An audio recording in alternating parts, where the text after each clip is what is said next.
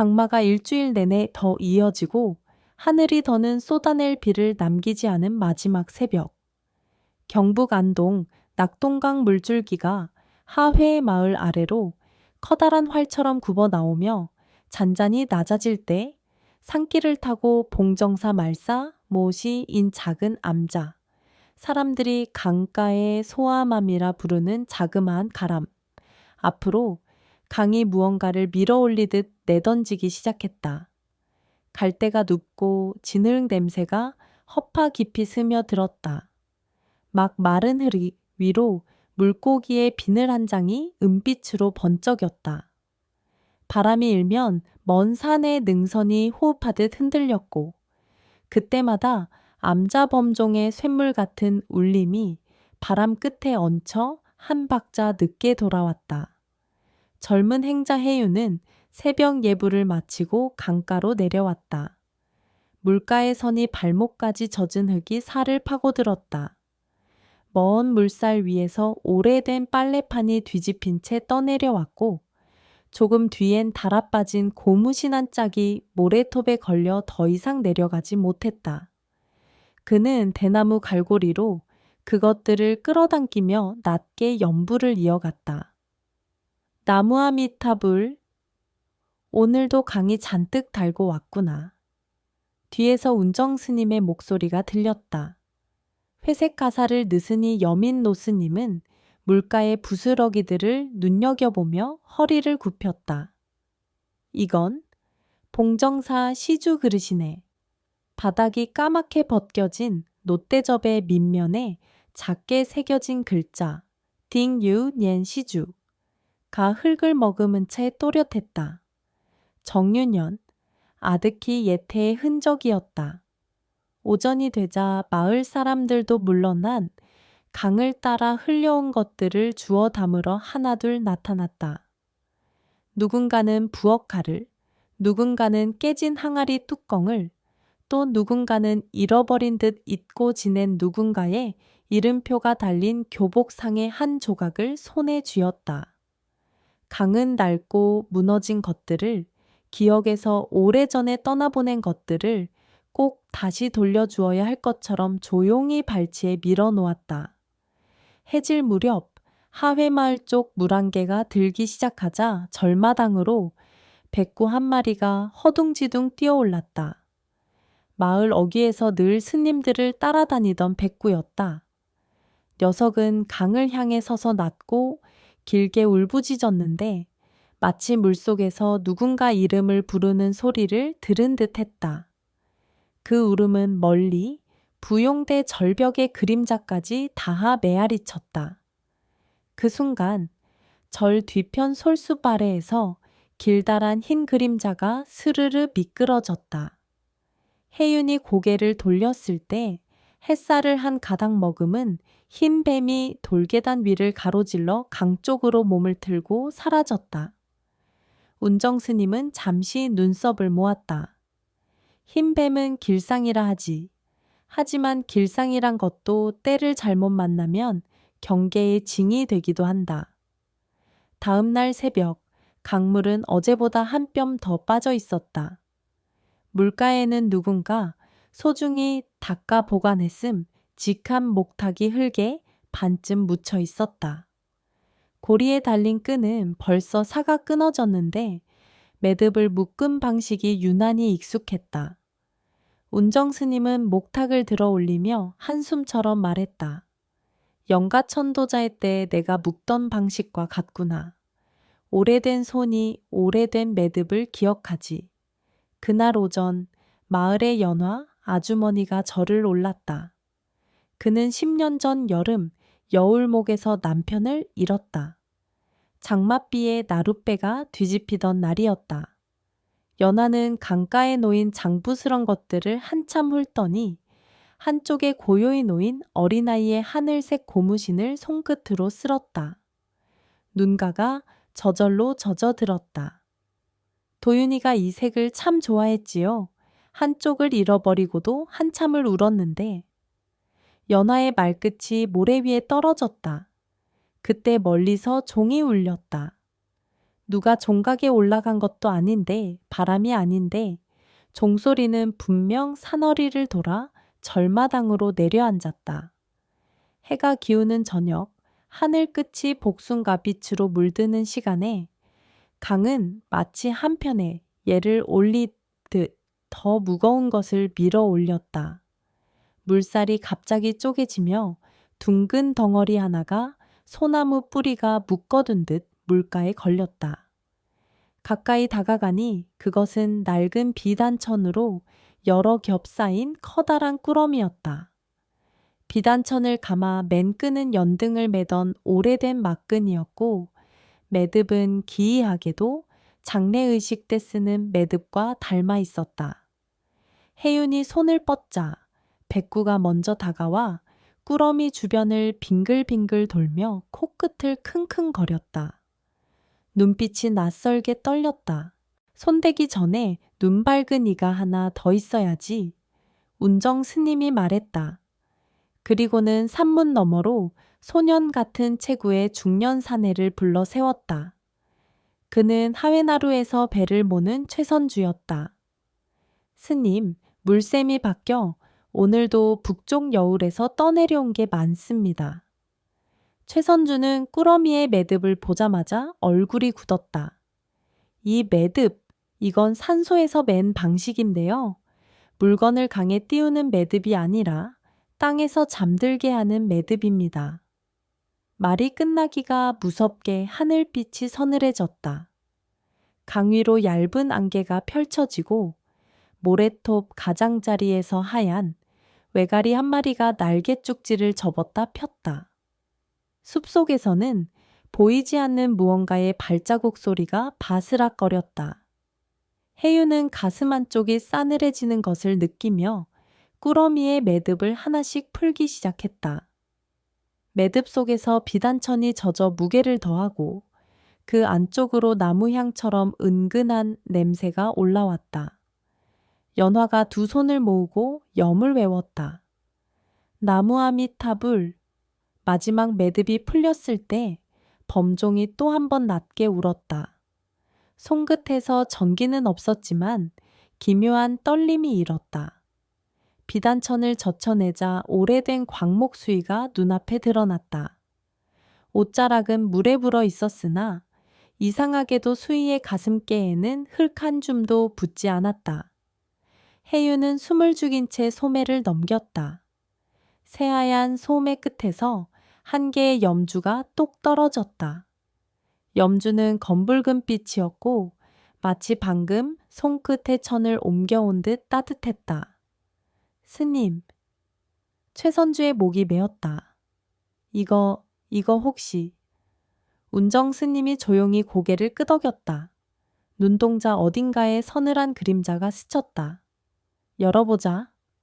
수위의 앞자락을 조심스레 젖히는 순간 동쪽 산마루에서 바람이 한 줄기 몰려와 절 지붕의 풍경을 흔들었다. 딸랑 한 번뿐인 소리. 그러나 그 소리는 오래도록 귓속에 맴돌았다. 수의 안쪽에서 흙빛이 아닌, 피도 아닌, 그 어떤 색도 아닌 창백함이 스며 나왔다. 그 얼굴이 모습을 드러냈다. 연화의 입에서 짧은 비명이 터졌다. 백구가 꼬리를 말고 뒤로 물러났다. 최선주가 손등으로 입을 가렸다. 혜윤은 몸을 굳힌 채 눈을 크게 떴다. 운정 스님의 숨이 아주 천천히, 그러나 분명히 흔들렸다. 거기 누워있는 이는 산비탈의 공동묘지에 우리가 오래전에 묻었던 그 사람이었다. 그리고 이상하게도 그는 전혀 썩지 않은 얼굴로 마치 방금 강이 태워보낸 듯 두 눈꺼풀 아래에 아직도 꿈의 그림자를 간직한 채 우리 앞에 돌아와 있었다. 강은 왜 산에서 묻은 이를 물 위로 돌려보냈는가? 그리고 왜 그의 얼굴은 세월을 건너온 듯 변하지 않았는가? 밤이 깊어질수록 강은 낮게 숨을 쉬었다. 흙내와 젖은 소립 냄새가 번갈아가며 들락거렸고 종각의 풍경은 바람 없이도 한 번씩 떨었다. 명부전한 우리가 강이 돌려보낸 시신을 모셔둔 법상 앞에는 촛불 3개가 놓였다. 하나는 강에게, 하나는 산에게, 하나는 사람에게 바치는 불이었다. 운정 스님은 법당 마룻바닥에 방석을 펴고 좌정했다. 해유는 시신 곁에 엎드리듯 앉아 염을 외웠다. 백구는 문턱 밖에 엎드려 꼬리를 몸에 말고 있었다. 저 멀리 부용대 절벽 아래로 안개가 낮게 기어와 마치 물이 하얀 호흡을 흘리는 듯했다. 새밤을 지키자. 운정 스님이 말했다. 셋째 밤이 끝나기 전 종이 스스로 3번 울리면 강이 전할 말이 있다는 뜻이다. 첫째 밤 촛불 심지가 울컥이며 길어질 때마다 시신의 뺨빛이 조금씩 달라 보였다. 썩지 않은 창백함은 여전했지만 그 창백함 속에 물빛 같은 미세한 윤이 돌았다. 해유는 손끝으로 떨어진 염주 하나를 매만졌다. 어젯밤수의 소매에서 떨어진 그 한 알이었다. 이상하게도 염주는 미지근했다. 마치 누군가 방금까지 잡고 있던 것처럼. 한밤중이 되자 마당 끝에 정화수 대야에 가느다란 물결이 일었다. 바람이 없는데도 물결은 일정한 박자로 흔들렸다. 그때였다. 돌계단 아래에서 하얀 선이 스르르 미끄러져 올라왔다. 흰 뱀이었다. 녀석은 정화수 앞에 몸을 동그랗게 말고 고개를 들어 물 표면을 오래 바라보더니 혀끝으로 살짝 물을 건드렸다. 희미한 동심원이 번졌다. 운정 스님은 고개를 끄덕였다. 씻기라는 뜻이다. 말없는 검표 잼벼. 새벽녘 첫째 밤이 끝날 무렵 종각의 풍경이 딸랑 단 한 번 울렸다. 그러나 종은 울리지 않았다. 마을이 깨어날 때까지도 강금 말을 아꼈다. 아침이 되자 해유는 사찰 장정 체의 상팅과 함께 장대비에 젖어 찢어진 고문서들을 펼쳤다. 강가에서 건져 올린 부러진 박스 안에는 오래전 사찰과 마을 일을 적어둔 장부가 뒤엉켜 있었다. 흙을 털고 햇볕에 말리자 비늘처럼 들러붙었던 글자들이 천천히 숨을 돌렸다. 개미년 7월, 수몰자 장례, 박길수, 솔모의 묘역, 사멸 우측. 해유는 눈을 의심했다. 연화 아주머니의 남편 이름이었다. 기록 아래 작은 글씨가 하나 더 있었다. 입관 전 참을 한 방울을 입술에 원을 묻다. 참을 한 방울. 해윤이 중얼거렸다. 운정 스님은 눈을 감고 오래된 장래의 순간을 떠올리는 듯 침묵했다. 그날 비가 그치지 않았지. 강이 시신을 내주고 산이 묻어달라고 했던 날. 내가 마지막으로 따뜻한 차를 끓여 한 방울 입술에 적셨다. 살아서는 못 전한 말이 있으면 물을 따라 다시 전해달라는 뜻으로. 마을 사람들은 해가 기울 무렵 다시 절로 모였다. 소문은 벌써 장터 끝까지 번져 있었다. 안동시장에서 돌아온 이들이 말하길 강이 빚을 받는 날이라는 말이 옛부터 있었다고 했다. 떠내려간 것도 묻힌 것도 숨긴 것도 강이 때가 되면 돌려놓는다는 속설. 누군가는 겁을 냈고 누군가는 종일 벼락처럼 수군댔다. 최선주는 말없이 강바람을 마셨다. 길수 형님 얘기는 내가 더 해야 해요. 그가 조용히 입을 뗐다. 그의 장매 시주함을 옮기던 사람이 길수 형님이었어요. 남들은 그가 함을 숨겼다고 수군댔지만 난 봤습니다. 물이 불어오자 형님은 함이 떠내려가지 않도록 대나무로 묶으려 했어요. 그러다 발을 헛디뎌 여울목으로. 그의 말이 끝날 때 백구가 낮게 울었다.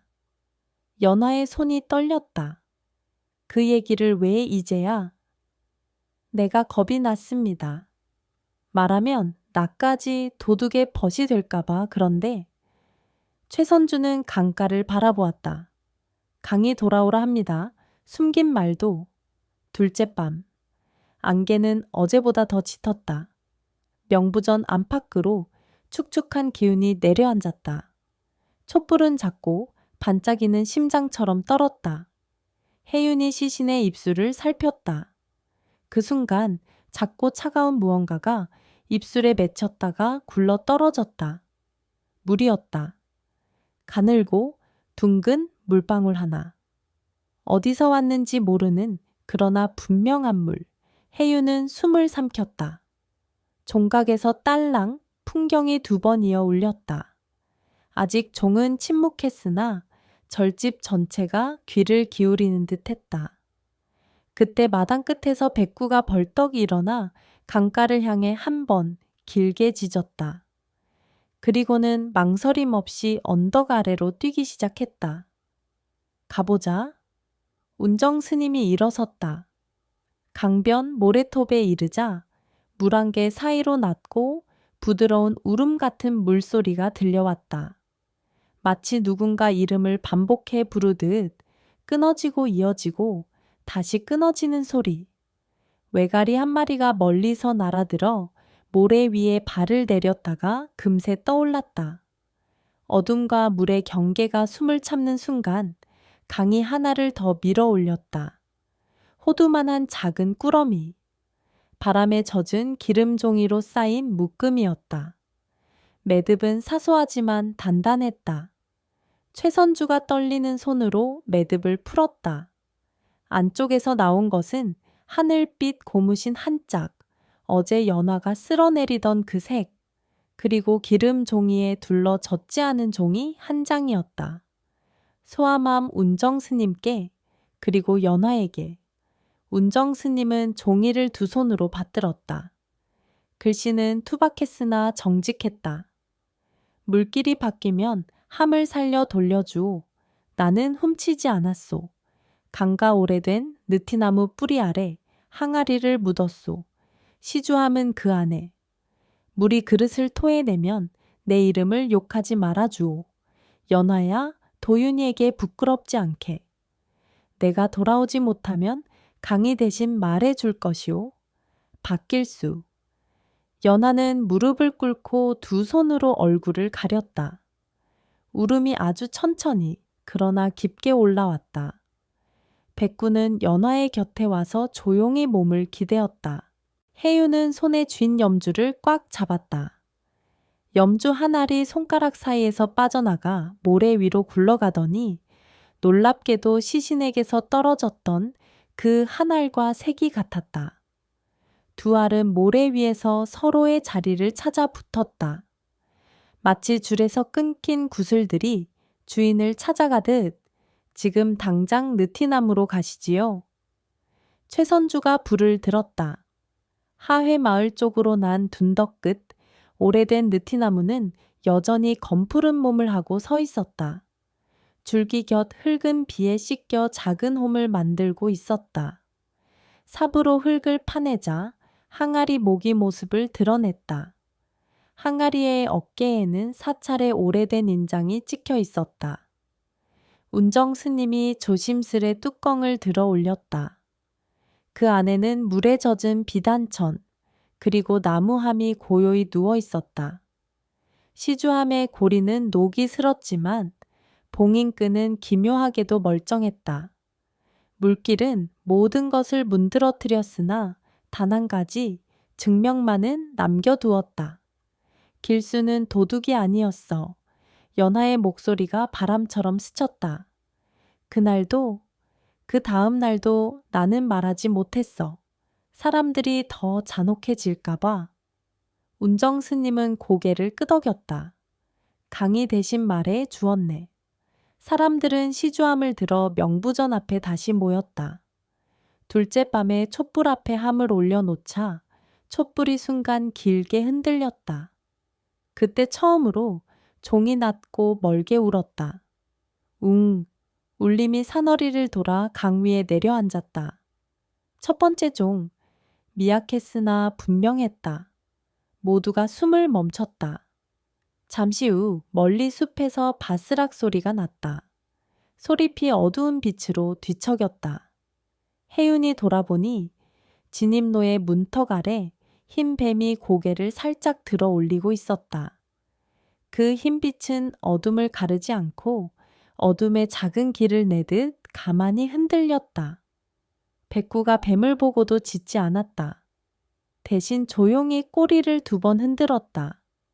예로부터 길상으로 여긴 두 짐승이 한자리에 고요히 있는 밤, 공기가 얇아졌다. 그때였다.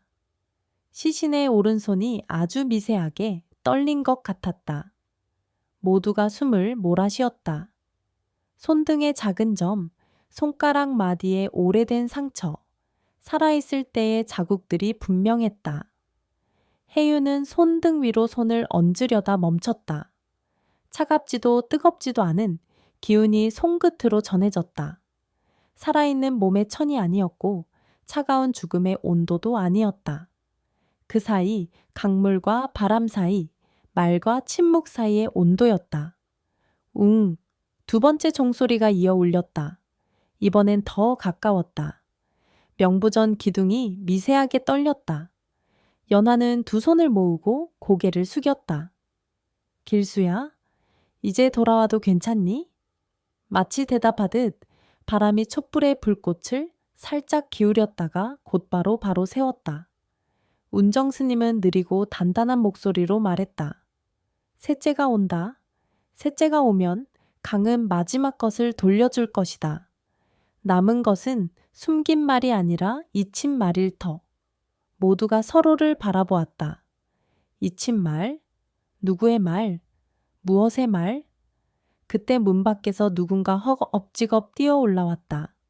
안동장터 쪽에서 올라오던 젊은 청년이었다. 손에 뭐라 새겨진 천조각을 쥔 채였다. 스님, 강마루 쪽 모래톱에서 이걸 발견했습니다. 그가 펼쳐 보인 천의 한 귀퉁이에는 물에 번진 글씨가 남아 있었다. 도윤 글자 앞부분은 파도에 씻겨 나가 있었지만 끝 2 글자는 분명했다. 같은 하늘빛 실로 박음질된 조그만 별무늬가 연화에 떨리는 손끝에 닿았다. 그 순간 웅, 3번째 종소리가 절 위로, 강 위로, 산의 어깨 위로 아주 길고 낮게 내려앉았다. 종이 새돌리고 강은 침묵했다. 하지만 우리 모두의 마음은 더 큰 파도 앞에 서 있었다. 강이 마지막으로 돌려줄 것은 과연 누구의 이름일까? 3번째 종 이후 강은 무엇을 더 돌려줄까? 그리고 도윤으로 끝나는 이름의 나머지 반쪽은 누구의 입으로 완성되어야 할까? 셋째 종이 산허리를 돌아 내려온 밤, 공기는 한층 더 맑고 차가웠다. 명부전의 새 촛불은 서로의 그림자를 겹치며 길게 흔들렸고 창호지에 스민 강물빛이 사람들의 얼굴을 한 번씩 닦아내렸다. 운정스님은 시신 곁에 조용히 합장했다. 오래된 수의는 여전히 깨끗했고 오른손의 떨림은 더 이상 이어지지 않았다. 대신 수의의 가슴께에서 아주 미세한 향 냄새가 올라왔다. 대나무 찻잔에 따르던 약한 보이향 혹은 도산서원 서책 창고에서 오래된 종이를 넘길 때 코끝을 스치는 먼지의 내음과도 닮은 냄새였다. 셋이 울렸으니 강은 말을 마쳤다. 운정 스님이 낮게 말했다. 이제 남은 일은 우리가 이름을 완성하는 것. 연하는 도윤으로 끝나는 천조각을 끌어안듯 가슴에 붙였다. 바늘땀이 촘촘한 별무늬는 물에 반쯤 씻겨 나갔어도 여전히 아이의 것을 닮았다. 최선주는 불빛을 높이 들었다. 강마루 아래 모래톱을 더 살펴보겠습니다. 새벽 물이 바뀌기 전에 사람들은 횃불을 들고 강변으로 내려갔다. 부용대 절벽은 달빛을 받아 호랑이의 등처럼 검은 줄을 만들고 있었다. 바람은 거의 없었고 물안개는 발목계에만 얇게 깔려 길을 열어주었다. 백구가 앞장섰다. 녀석은 모래톱 끝에서 코를 바쁘게 놀리더니 한 지점을 향해 짧게 2번 짖었다. 그곳에는 물길이 지나간 얕은 홈이 미로처럼 얽혀 있었고 작은 나뭇가지 하나가 홈에 걸려 있었다. 나뭇가지에는 천의 나머지 조각이 감겨 있었다. 젖은 천을 조심스레 펴자 지워졌던 앞글자가 드러났다. 박도윤. 연하의 무릎이 모래에 꺼졌다. 우리 도윤. 그녀의 목소리는 기도와 울음을 한데 묶은 매듭 같았다. 흰뱀이 고개를 들었다 내렸다. 모래톱을 스치는 그 흰 선이 달빛에 잠시 걸렸다가 사라졌다. 아이의 이름이 완성되었구나. 운정 스님이 말했다. 그러면 강이 마지막으로 돌려줄 것은 그 말이 채 끝나기도 전에 하류 쪽에서 노 젓는 소리가 났다. 아직 새벽이 멀었건만 강 건너 병산서원 쪽 나루에서 작은 배 하나가 물살을 가르고 올라왔다. 배머리에는 낡은 누비 두루마기를 입은 사내가 서 있었고 뱃전에는 등불 하나가 흔들리고 있었다. 배가 모래톱 가까이 닿자 사내가 엎드리듯 절을 했다. 실례가 많습니다. 소리를 듣고 왔습니다. 사내는 거친 숨을 돌렸다. 나루에 사는 노파가 떠넘겨 주신 말이 있어 꼭 오늘 전해야 한다 하여 사내가 건넨 것은 오래된 나무판 하나였다. 물에 부풀어 무게가 늘어난 나무판의 앞면에는 흐릿한 먹글씨가 남아 있었다. 수륙제 회향문 후이샹문. 수륙제를 마치며 물과 무태 외로운 넋들에게 보내는 문장. 그 아래에는 삐뚤빼뚤한 글씨가 한 줄 더 있었다. 나는 이름 없는 승, 아이 하나를 강에서 건졌다. 내 숨 한 줄을 빌려 주었다. 이 숨이 아이의 이름을 붙잡아 두어 그가 다시 어미를 찾게 하소서. 모두의 가슴이 동시에 흔들렸다. 운정 스님이 나무판의 뒷면을 뒤집었다. 거기에는 연한 칼자국으로 짧게 새긴 3글자만 있었다. 설담승. 운정 스님의 눈동자가 젖었다. 설담. 내 은사이자 이 암자를 처음 일으킨 분. 그의 목소리에서 미세한 떨림이 새어나왔다. 그해 장마에 사라졌지. 끝내 찾지 못해 산에 모셨어. 그런데 사람들의 시선이 자연스레 명부전 쪽, 지금 시신이 누워있는 곳을 향했다. 썩지 않은 얼굴, 오른손에 미세한 떨림, 수위에서 나는 익숙한 차양. 이제 우리는 알 수 있었다. 강이 돌려보낸 이는 바로 설담 스님이었다. 그는 누군가의 침묵을 대신 짊어진 채 마지막 일을 마치기 위해 돌아온 것이다. 아이를 건졌다니 누구를? 연하의 손이 본능처럼 천조각을 더 꼭 쥐었다. 사내가 고개를 끄덕였다. 나루의 노파가 말하길 그날 밤 설담이라는 스님이 아이 하나를 안고 배를 건넜다더이다. 아이가 차갑게 굳어가자 스님이 입을 대고 숨을 불어 넣었답니다. 내 숨을 내 숨으로 삼거라 하며. 그리고 스님은 배가 닿기 전 아이의 옷자락을 높아 손에 쥐어주고는 다시 강으로 몸을 돌렸답니다. 이 아이의 이름을 붙잡아 두시오. 강이 때가 되면 돌려줄 것이다 하고. 사내는 배 밑바닥에서 작은 꾸러미를 하나 더 꺼냈다. 오랜 세월 모래와 물을 건너온 듯한 그 묶음에는 낡은 도장이 하나 들어있었다.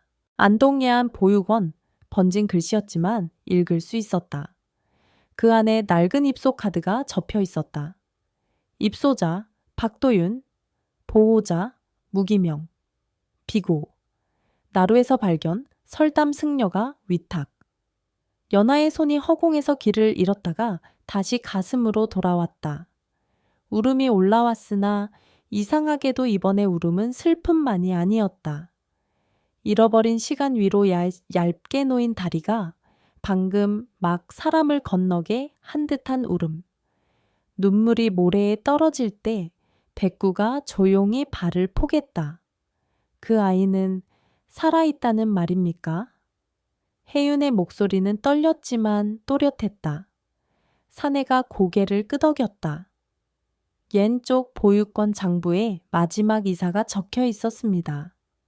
20해 전 대구의 한 집으로 입양되었다고. 성씨는 바뀌었으나 이름의 가운데 두 글자는 그대로였답니다. 도윤. 사람들 사이가 웅성이었다. 강물은 여전히 낮게 숨쉬었고 부용대 위에 얇은 구름이 걸렸다. 구름의 모양은 누가 본다면 호랑이의 옆얼굴처럼도 보였다. 산짐승은 산을 지키고 강의 짐승은 강을 지킨다. 어른들이 말하던 그 말이 어딘가에서 들려오는 듯 했다. 운정 스님은 명부전 쪽으로 걸음을 옮겼다. 모두가 따라 들어섰다. 시신 곁에 촛불이 순간 길게 타오르더니 짧게 낮아졌다. 운정 스님은 설담 스님의 이마에 손을 얹었다.